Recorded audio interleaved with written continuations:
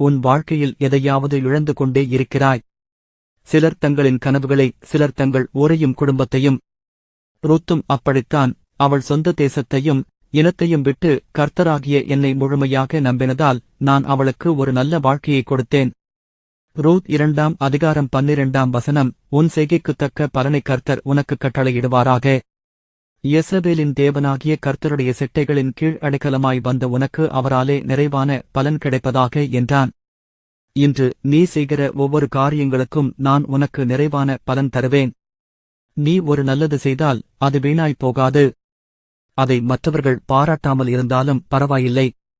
உன் தேவனாகிய நான் உன் விசுவாசத்தையும் நீ விசுவாசத்தினால் எடுத்து வைத்த ஒவ்வொரு பயணத்தையும் கவனிக்கிறேன். ஆகவே விசுவாசத்துடன் இரு. உன் ஒவ்வொரு நல்ல செயலுக்கும் முடிவுக்கும் ஏற்ற நிறைவான பலனை நான் உனக்கு நிச்சயமாக தருவேன்.